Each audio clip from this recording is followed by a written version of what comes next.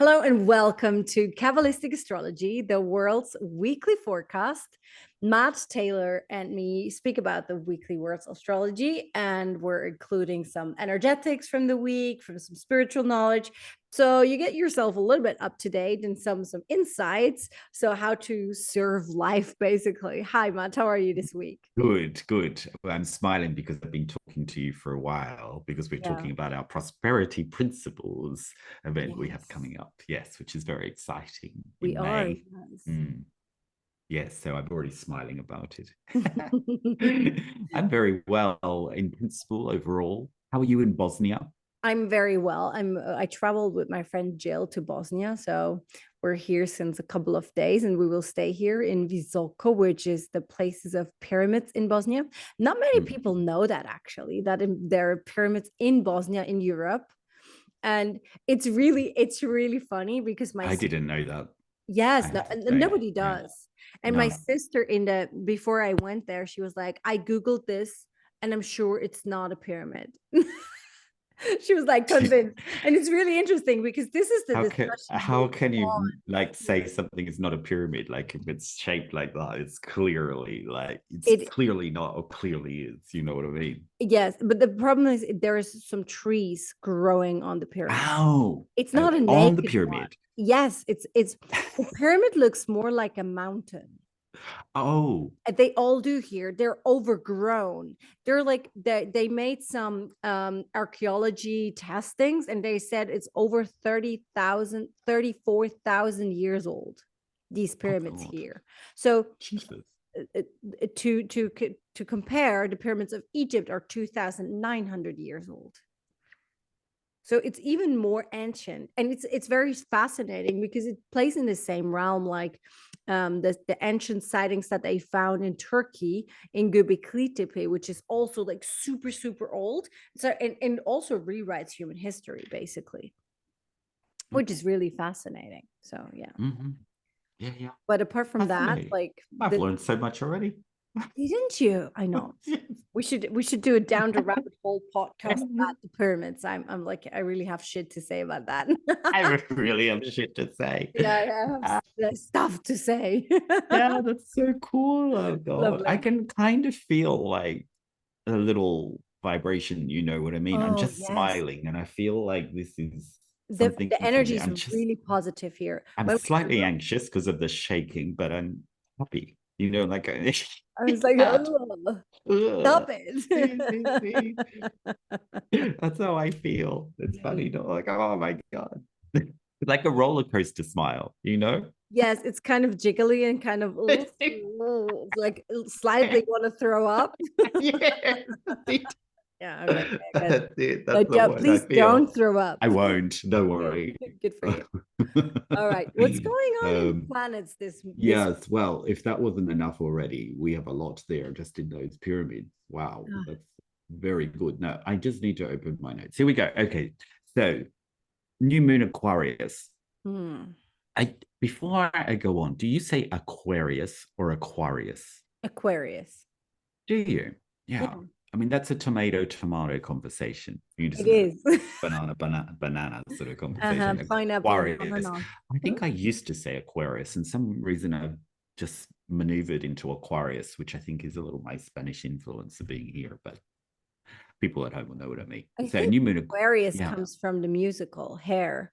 yeah, On the edge of yeah. Aquarius. Like this is That's very it. famous singing. It's super famous, no? Yeah, Like the this song, pyramids. right? So we are going into the month this Mhm. weekend, Yes. over the weekend. New moon Aquarius, it really is a very different energy, as they all are.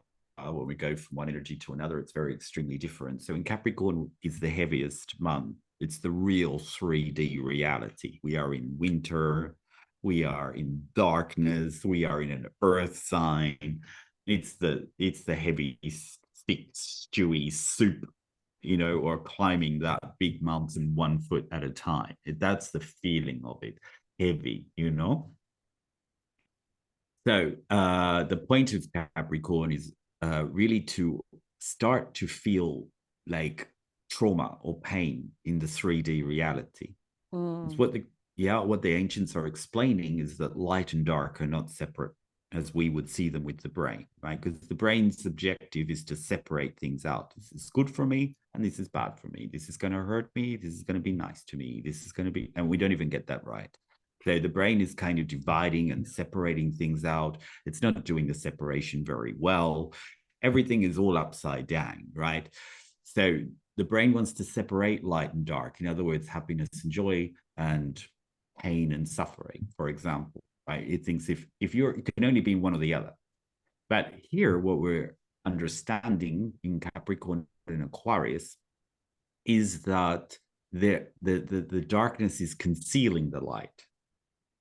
So it's like an eggshell. Yeah, the darkness is an eggshell, and if you crack it, it reveals this yolk, it reveals this light. Yeah.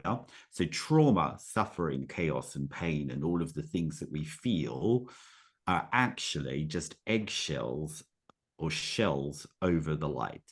And the shells in the ancient texts are called klipot, right? We have klipot over our light. So this means that for me to reveal light or to set light free, I need to let it loose. I need to remove the klipot, right? So the month, particularly the end of Capricorn, is all about feeling the klipot. What is my pain? What is my trauma? What is my suffering? We feel the heaviness in this month, right? And this is where we can then do some work in Aquarius, which is all about freedom. If you know an Aquarius, they always want to be free. They want to be different. They want to be outside. They want to be over here when everybody's over there. Yeah. They're the sort of, what do you call it? The loose cannon of the sign, right? Because they just have a big sense of freedom. But really, where does that sense of freedom come from? Where does that sense of wanting to get out of things come from? And it comes from the energetic reality of Aquarius, which is to remove the klipot and set the light free. In this month of Aquarius and the end of Capricorn, we get all the stories about how Moses set the slaves free from Pharaoh, and they left Egypt and they went to Israel. Yeah, this is the telenovela story. But really what the coding is that Egypt represents the material world and the slaves represent kind of that idea of being able to free something out. Yeah. So this is the whole idea that we will feel pain and trauma as a necessary way of revealing light, yeah, in the month of Aquarius. So that's why Aquarius know no bounds, and Capricorn wants to boundary everything. The two things go together. Yeah, the two things go together. Unless I have structure and foundation and roots and kind of that kind of formation, and I can't be free, right? The two things go together. Structure leads to freedom. Responsibility leads to freedom. Accountability leads to freedom. But then there's also the negativity, right? The discipline, it's another Capricorn, yes. right? Yes, that all leads to freedom. Right? But we don't want to go through the pain of accountability, which is really, or discipline, which is really a coding for empowerment. Yeah, when I empower myself to say I can change this reality, I can do something about it. If I start to do something about it, then the universe will help me, will support me. I realize I've made a boo-boo, and so on. And then we get freedom, things start to go better. But when I'm denying that sense of discipline and responsibility and accountability, the klipot starts to come in and shell the lights, and makes it heavier, harder, starts to get painful, starts to get traumatic, starts to get all chaotic. Totally. So in the month of Aquarius, when the lunar cycle is coming in, that is when we really want to do some work on really setting the light out of that. I mean, there's lots of tools, isn't there? I mean, you probably got some, but just to name things is, why don't you reflect on, what are the moments that were in your life that gave you the trauma or the pain, and how would you go through them in a more light-filled way? Like, go back there and really see what would be your choice about how you would go through it. If you could go back in time, how would you set yourself? This actually works. It's a travel in time, what we call teshuvah, when you go back and you go through it in a different way, actually transforms a lot of the stuff that we're holding. So it's great to really meditate on going back into the pain, but seeing yourself going through it in a really different way, how you would have liked to go through it. How was the light? Where was the light? How could I go through this in a different way? And then when I see how I could do that, I'm going to commit to doing things like that in the future to the best of my ability. One simple exercise. Very good. Mm-hmm. I think,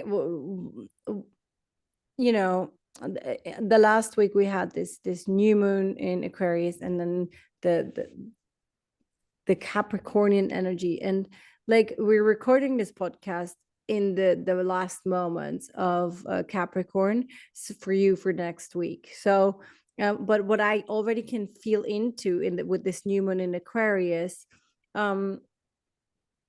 it feels to me like, because we have this year that Pluto for the first time in ages goes into Aquarius, um, it feels like this new moon in Aquarius sets kind of a tone for this Pluto going into Aquarius in this year.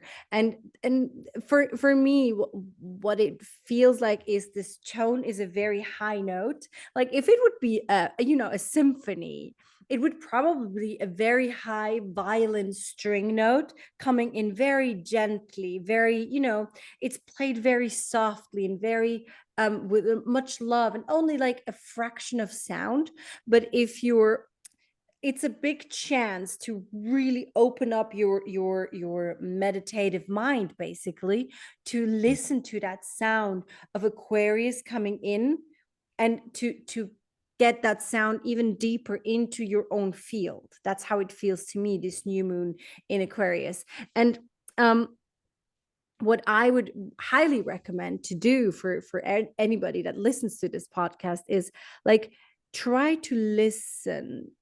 And I mean really listen, like listen with your ears, but also listen with the sound beyond what you can hear, and listen to this Aquarian energy, like slowly starting to come into deeper and deeper into our reality. Because I feel on this 23rd of March, when Pluto goes for the first time into Aquarius, this is like the sound now coming further down onto planet Earth. You can hear it from the universe, from beyond, what it brings. And what it brings to me, and what it feels like to me when I meditate on that, is it brings a new quality of a higher love. And this is not a love, a transactional love. It's a love that I would more say, so it's more a love for vibration, a love of sound, a love of, they say Mary Magdalene, for example, they say Mary Magdalene was married to Jesus in the more alternative reality texts, and that when he passed away, that he gave the tantric field of higher love to her, and because she held it in her body, she couldn't teach, but she vibrated it onto planet Earth. And it feels to me that this new moon in Aquarius holds already this higher vibration of love for us all to embody it even deeper into our auric fields, into our physical bodies, into our chakra system. And this is also an intention that you need to set in order to high here, in order to, open yourself up for the higher vibrations. You need to set the intention a certain way. So yeah, this new moon, this is what it feels to me like. Oh, I love that. Yeah. I mean, Aquarius rules the atom. It's That an makes so it's much sense. I the didn't energetic, know. right? Right. Yes. Yes, that makes so much sense. Right. Yes. Aquarius rules the atom, which is Aquarians by nature are bringing the energy to something. People who are, but we all go in. Our souls all go into Aquarius. That's why we feel like we don't want limitation. We don't want the structures. We don't want the boundaries. No, don't limitate yourself. Right. Yes. Right. Yes. However, we're rooting it in the 1%. I mean, so I want to be free, like I want more money so I can have more freedom. But we really want to, as you're saying, bring that into the energetic freedom, you know, to bring that freedom in, to be unlimited yes. as a person, you know, in what you can share. So I Yes. love that, you know, what you share, because it really resonates in what Aquarius is all about. And Pluto is about helping things get out of the darkness, in, you know, out of the core of things, and more exposed, more out. Yeah. It's like a detoxifier. It brings things up from the middle, and cleanses its whole inside, its whole essence of something. Yes. So we will be going really into our energetic reality to clean, you know, to cleanse. And Capricorn is all about the systems and the structures and the boundaries, which is what we've seen over the 2008 to 2023 period, with governments, administrations, and So many things. Yes. all of those banks and all of the big corporations and all of those. So yes, that's its essence, is to do that. So it's great. And as we have this month of Aquarius, it's giving us a taste of that, as you said. Then we get a 3 or 4 month taste of Pluto in Aquarius this year, before it finally goes next year into Aquarius. We have a lot of air energy over the next month. So we'll have the Aquarius energy of, which is an air sign.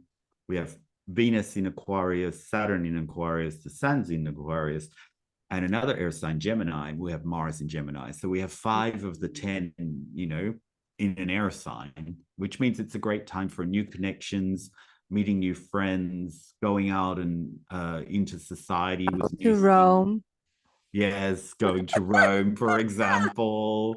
Absolutely, meeting new people, going, you know, all of the newness of our connections are in air signs. So finding new clients, finding new partners, or, you know, it's all of that. Whatever you're looking for in new connections, it's always there.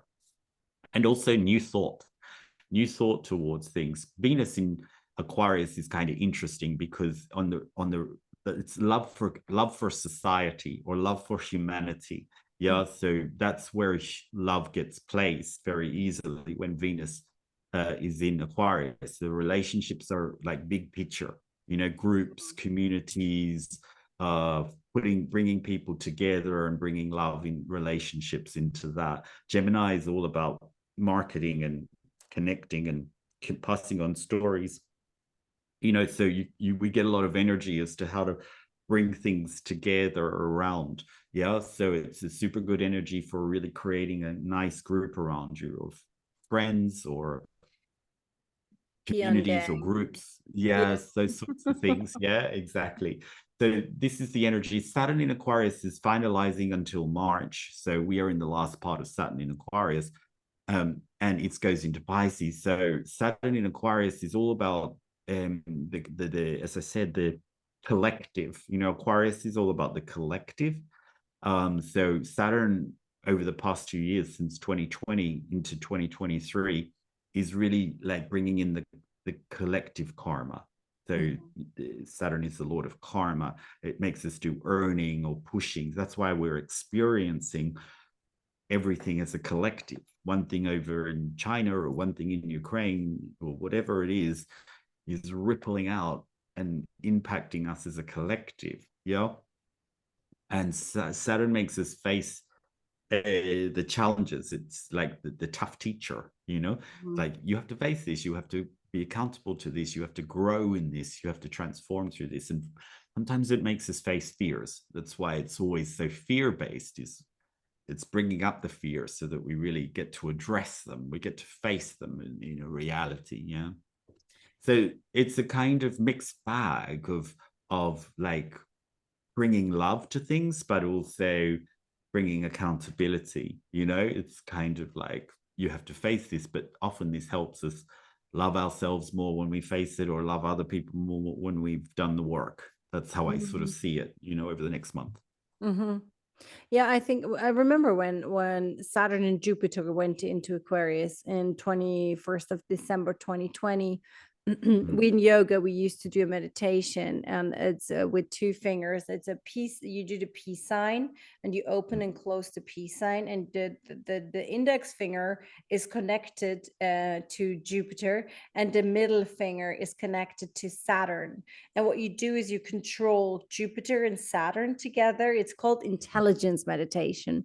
And what's really interesting about this intelligence meditation is it lets you, it allows you to have the intelligence, to have the neurological capacity to deal with this new vibrational truth of Aquarian age, of the Aquarian age. And I feel that this is like Saturn getting into Pisces in March will be very, very interesting for us again, because then it's not the applied intelligence in sense of a neurological intelligence, but an intelligence more into the emotional intelligence. And this is what will be coming in, and we need to prepare for that as well. When a planet like Saturn goes into a new sign, I feel in the yogic science, we have many options to maneuver our emotional body also in a better way, right? To not be so not have a subscription to positive, negative, but rather stay in neutrality, and rather not like play the pendulum game of good and bad and light and dark and all of that, right? So this is really what I feel like is super important to understand. And also, there is another point I would love to say something about, because Mars in Gemini, it is stationary. People are like, oh, it's so cool, Mars finally is out of retrograde. And I was like, yeah, I know, but it stays there for a long time. It's like it stands still like in the heavens, right? I think it's on 8 degrees Gemini, right? Yes, it's good. So it went in there and then it's retrograded right back to the beginning, and then it's, probably go out this time. So we have a few more weeks of it in there. Usually it's 6 weeks or max 8 weeks in a sign, but sometimes if it retrogrades, it's in there for 4 or 5 months. It's so interesting, which is what we've got now. Yes. And so I feel also like I had last time a really interesting download about this Mars in Gemini situation for myself, by the way, because Mars is like building ego, building, edges and be you, and like also project you, more of you into planet Earth, right? And because it's on 8 degrees, I feel that the number 8 in Kundalini Yoga reflects the pranic field, the pranic body of every person. So how much energy, how much chi do you have to actually do things, to actually bring you onto planet Earth? So if you feel that at the moment you're not really successful, you're maybe also struggling with, I don't know, money, struggling with certain kind of things, what I really would recommend is work on your prana, work on your energy, like do something that really supports your pranic field. And there is in Kundalini Yoga, we have stuff like breath of fire, which is super beneficial. It's a 3-minute exercise. We have the 8-stroke breath, which even reflects the 8 that Mars is currently on. And doing these exercises really give you, I feel, the pranic reserves to as soon as Mars is going forward, you will be harvesting stuff. So yeah, it's more of a preparation, but I felt to speak about that as well. Yeah, no, I like it. Mars in Gemini puts a lot of energy into our head, and these planets in Aquarius put a lot of energy into our head. These are where air signs concentrate their energies, in our thought. Yeah. And so getting that thought consciousness correct, and the direction we want to travel is super important. If we're not really kind of balanced, and breath really helps us balance out. If we're not balanced, it kind of is the overthinker or the frazzled mind or the locked in mind. It's a mind that is not like expanded into the greater mind to just really flow with the energy, to get downloads, to get information. We just become very frazzled in the head. Yeah. And for some people that could mean not being able to make decisions, getting anxiety, getting stuck in one way of thinking, not being able to make sense of things or making too much sense of things. But either way, whatever happens, the brain is really like throwing around, and we start speaking whatever comes in, and we're creating all sorts of short circuits of energy by not having that whole head space, really clear. Yeah. So whenever we have a lot of air in the chart, it's super, you have to use a tool that really brings all of the neurological connections together.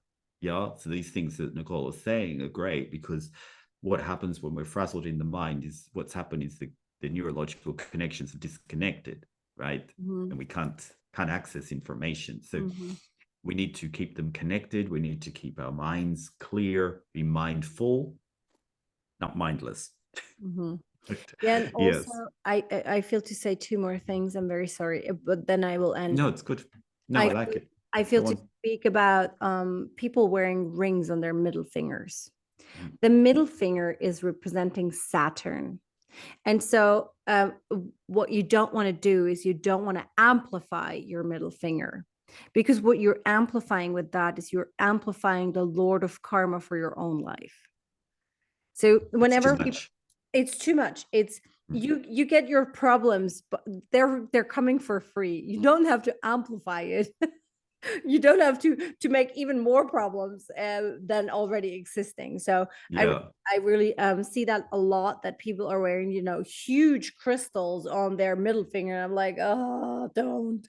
And then they're like, oh, I feel so bad. I'm like, yeah, you maybe should stop that. Like, don't amplify Saturn, like really don't. Saturn brings you your shit, like karma comes along like very, very liberated and freely. It's like, oh, hello, I'm here, your karma. You don't have to like be like, oh, I'm gonna decorate the door for karma to come in, like bring all your karma friends as well. Like, you don't have to do that, it's not necessary.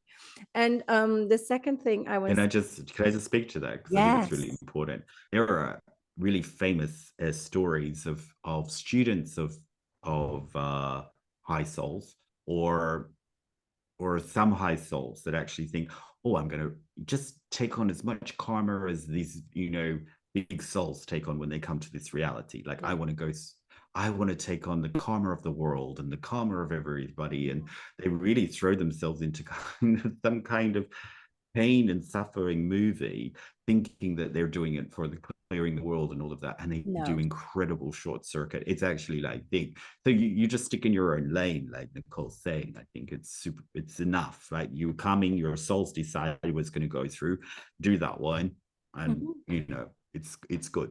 And the other thing is, you cannot take on karma from other people.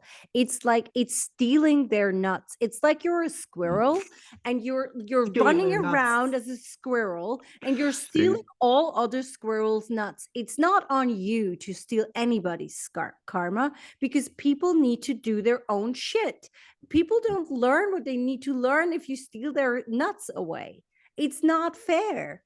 And for you, it's shitty because planet Earth is free will country, and if you run around like, oh, I'm the Lord Savior and I'm stealing everybody's karma, what you do is you really load on a lot of shit for your next lifetime, because it's free will country down here. And unless somebody is like, oh, please steal my nut, please help me get rid of my nut, you don't do shit with other people's karma.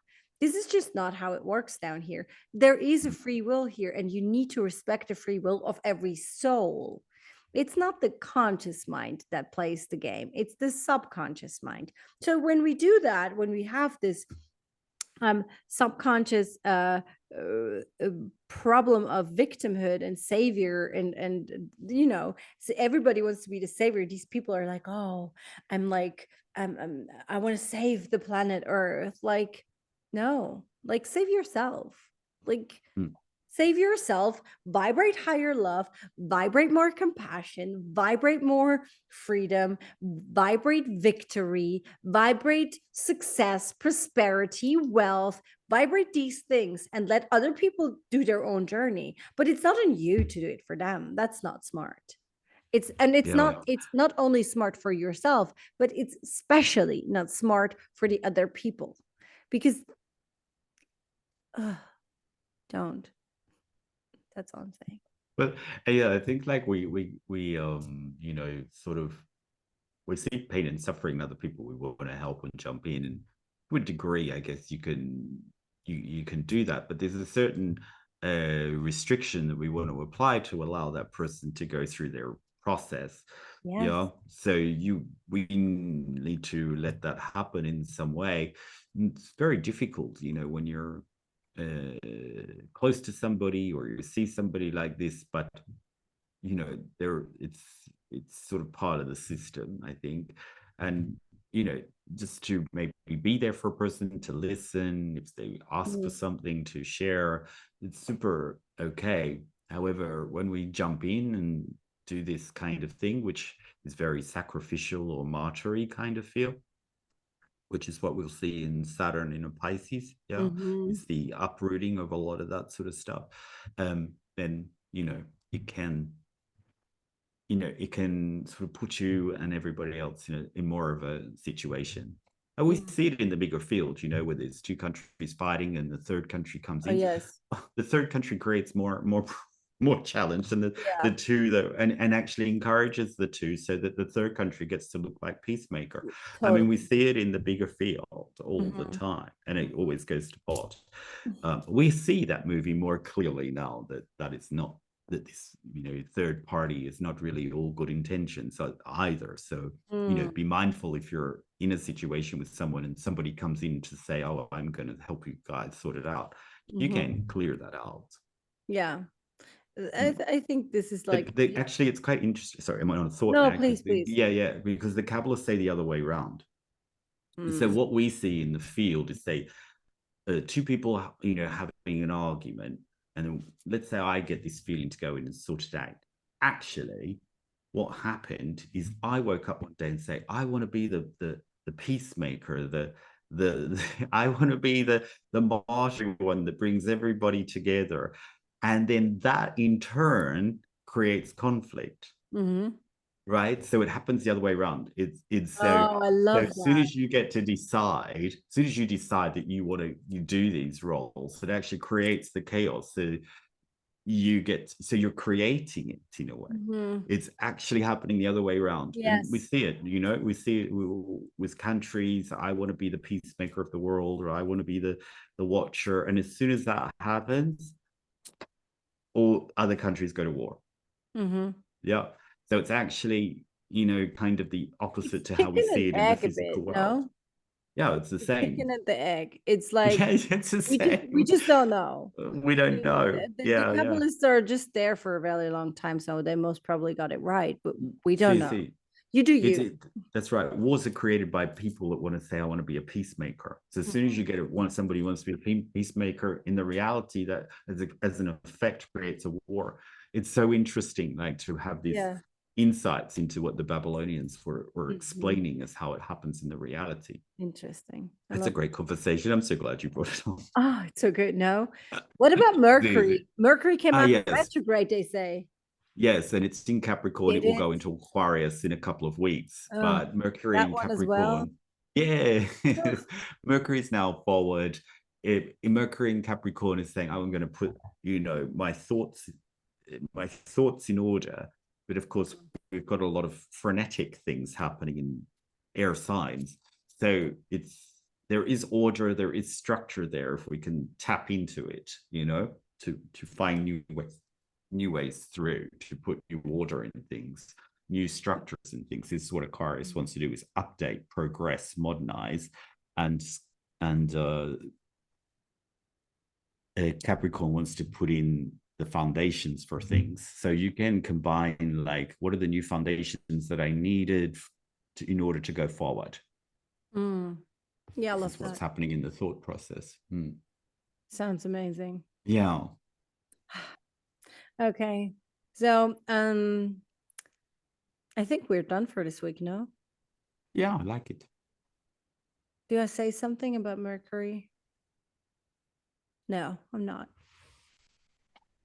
It's not. I feel It's done. everything is said. Yeah, I think you said what needs to be said. So I'm like, We are all not done, saying no? anything. Very good. I Okay. like So it. the Mercury finger for explanation, maybe. The Mhm. little pinky finger is the Mercury finger. And Interesting. it's you can amplify your own Mercury when you put the thumb and the little, this is pinky, right? Yes. Yeah, pinky, When we you call it put in the English. pinky finger together, and you can amplify if you want to get better in communicating, if you want to be understood in a different way, if you want to amplify your communication, this is what you do. You can Mm. meditate on that. You can like sit there and like have your pinky and your thumb together, and then you see how the I new, like that idea. yeah, the neurons, like it's really interesting when you put the fingers together. A thumb is Mars, as ego is you, and Jupiter is wisdom, Saturn is, I don't remember. Mhm. The ring finger is the sun finger. So if you're in a sun place, for example, we were meditating today outside towards the pyramid of the sun, and we were holding our ring fingers with the thumb together. So that mudra brought out the sunlight into a gray, snowy day. The sun all of a sudden was starting to shine. It's really like the amplification of the sun within you. The sun is also masculine, the sun is strength, the sun is power, the sun is structure, the sun. If you want to amplify these things, you touch the ring finger. You can also put ruby on your sun finger, which is really helpful to amplify love. Hmm. That's what we want to do, maybe. And then you, with the pinky finger, you can really amplify your communication. And when you put the fingers together, what it does in the brain is there are the neurons in your brain start to vibrate in a different way. Mm. Yeah. Yeah, So I can feel my neurons yes, it's really coming back interesting. together And with this you can do like 5 minutes thumb. each day, and then you find out which one you like the most for the moment. And maybe at some other point in your life, you're like, oh, I want to amplify this. So I do that. I want to amplify this. So I do that. So if you want to, for example, if you have a very important meeting where you know, oh, I need to speak very clearly and then need to be very have a certain kind of communication ability, you can like do breath of fire with your touching your thumb touching the pinky, and you do like, and if you do the breath of fire with that mudra, what it does Mm. is it activates a certain part of your brain in a different way. And then your communication is much more sharp. Mm. It has Very more good. prana, has more power in it. Yeah, it's really interesting. Like this yogic science together with the Kabbalistic science is like, it's like Mm. really good. I'm going to do more of this. Oh, yeah, lovely. All right, then. Thank you, everyone, for listening. It was lovely to have you. And let us know how you feel after this new moon and how it went. Yes. And if you enjoyed it as well. Beautiful. Okay. Have a great Ciao, ciao. week. Bye, guys. Bye.